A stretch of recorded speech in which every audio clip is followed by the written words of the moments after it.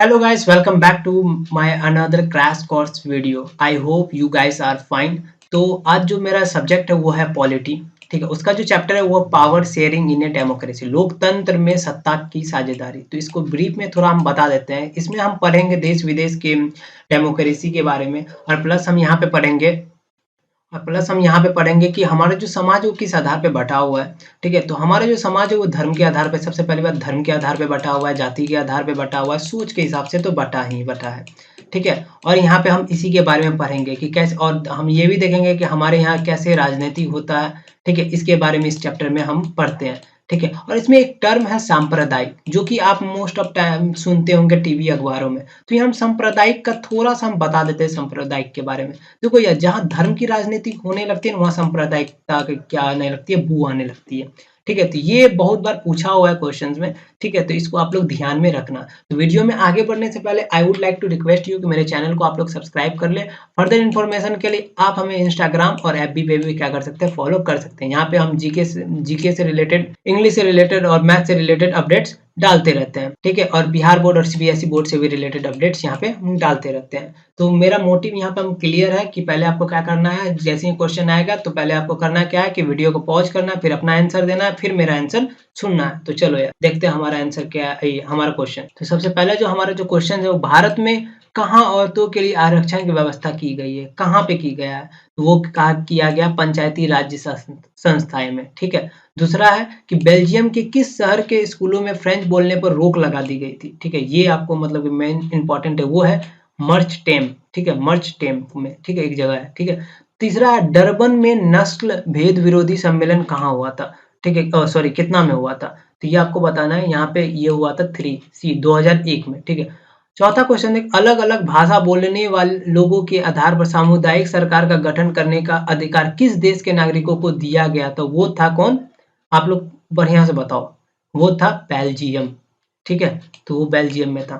ठीक है, नेक्स्ट देखते हैं। नेक्स्ट है कि इंडिका पुस्तक के लेखक कौन है? इंडिका पुस्तक का जो लेखक थे वो थे मेगास्थनीज। बहुत इंपॉर्टेंट क्वेश्चन एक बार पूछा गया। मेगास्थनीज जो है इंडिका पुस्तक के लेखक हैं। ठीक है, और ये बीबीआई क्वेश्चन है। 76 नंबर का क्वेश्चन है कि श्रीलंका में तमिल मुख्य रूप से रहते हैं, कहाँ पे रहते हैं तमिल? मुख्य रूप से रहते हैं उत्तर पूर्वी प्रांतों में। 7वां क्वेश्चन है कि भारत में बहुसंख्यक आबादी है। बहुसंख्यक आबादी सब जानते हैं, हिंदू, सब हिंदू है, ये उतना इंपॉर्टेंट नहीं। भारतीय संविधान के अनुसार भारतवर्ष को घोषित किया गया है कौन सा? धर्मनिरपेक्ष। ठीक है, उसके बाद हम देखते हैं काले दस्ताने और बंधी हुई मुठ्ठियां प्रतीक थी, किसका प्रतीक थी? तो वो था अश्वेत शक्ति का। 10वां नंबर का क्वेश्चन है कि अमेरिका में अश्वेत शक्ति आंदोलन उग्र रूप से कब उभरा? 10वां नंबर का क्वेश्चन क्या है कि कब उभरा था? तो वो उभरा था 1966 में। बिहार की साक्षरता है दर क्या है? बिहार का जो साक्षरता दर है वो है आपको 47%। ठीक है, उसके बाद है भारत में सर्वप्रथम नगर निगम की स्थापना कहाँ की गई थी? नगर निगम की जो स्थापना की गई थी वो की गई थी चेन्नई में।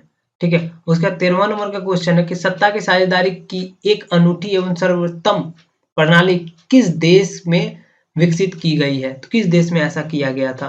तो वो किया गया था आपको बेल्जियम में। ठीक है, उसके 14 नंबर का क्वेश्चन है कि निम्नलिखित व्यक्तियों में कौन लोकतंत्र में रंग भेद के विरोधी नहीं थे? तो कौन नहीं था, इसके बारे में आपको यहाँ पे बताना है। तो वो था जेड गुडी। बीबीआई क्वेश्चन है, इसको भी आप लोग बीबीआई मार लें। ठीक है, ये भी बीबीआई क्वेश्चन है। उसके 15वां नंबर का क्वेश्चन है कि भारतीय संविधान के बारे में इनमें से कौन सा कथन सही है?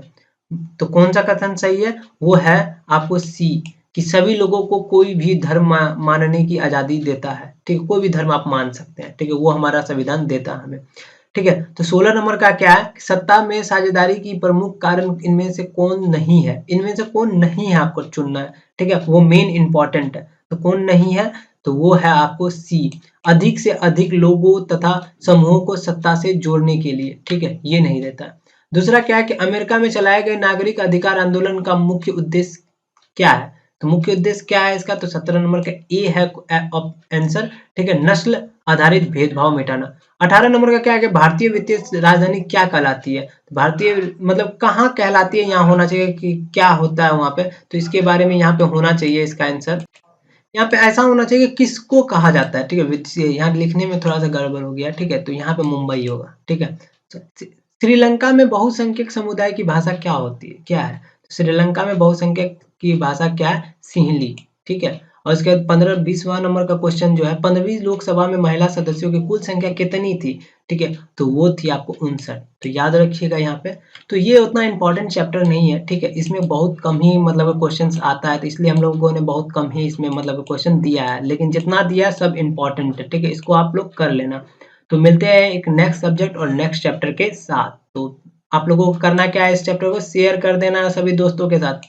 ओके, मिलते हैं नेक्स्ट वीडियो में, तब तक के लिए बाय।